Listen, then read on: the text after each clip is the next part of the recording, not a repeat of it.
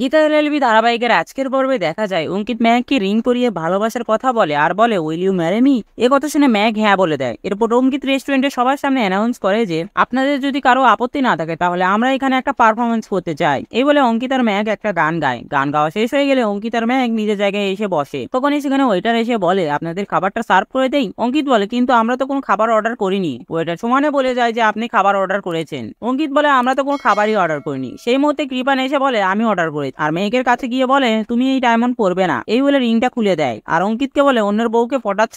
এ কথা শুনে অঙ্কিত কৃপানকে একটা থাপ্পড় মারে আর কৃপান রেগে গিয়ে অঙ্কিতের কোমরে বন্দুক ঠেকায়। ঠিক তখনই গীতা এসে অঙ্কিতের মাথায় জল ঢেলে দেয়। তারপর গীতা আর অঙ্কিত মিলে কৃপান আর তার দলবলদের মারধর করে। এরপর গীতা কৃপানের থেকে কার্ড নিয়ে ওয়েটারকে বলে যে ক্ষয়ক্ষতি হয়েছে এখান থেকে ম্যানেজ করে নিন। আর কৃপানকে বলে কালকে থানা থেকে তোর বাড়িতে লোক যাবে ইন্টারোগেশনের জন্য। এ বলে গীতা আর অঙ্কিত ম্যাগকে নিয়ে সেখান থেকে চলে যায়। তারপর সেখানে একজন লোককে ফোন করে বলে অ্যাডভোকেট গীতা এলএলবি মেয়েটা ডেঞ্জারাস, একাই তিনজনকে ফেলে দিল, ওর সাথে লড়াই করা মুশকিল হয়ে যাবে, পারলে ঝর্ণা চৌধুরীকে বোঝাও, না পারলে লাশ ফেলে দাও। এরপর মেঘ ভয়ে জগুথুবু হয়ে থাকলে গীতা মেঘকে বোঝায়। সেই মুহূর্তে অঙ্কিত ফোন করে আর গীতা ফোনটা ধরে। অঙ্কিত গীতাকে বলে মেঘ ঠিক আছে। গীতা বলে ও খুব ভয় পাচ্ছে, তুমি ওকে বোঝাও। এই বলে গীতা মেঘকে ফোনটা দেয় আর অঙ্কিত বলে একদম ভয় পেও না। এই বলে মেঘকে বোঝায় আর বলে তোমার অ্যাডভোকেট বৌদি তো আছে, ওরা সম্বন্ধে আমি পোর্টালে অনেক পড়েছি, উনি সত্যি শ্রদ্ধার পাত্রী, একজন লড়াকু মহিলা। তো বন্ধুরা ভিডিওটি কেমন লাগলো কমেন্ট করে জানাও আর এমন গসিপস আপডেট পেতে আমাদের চ্যানেলটি সাবস্ক্রাইব করুন।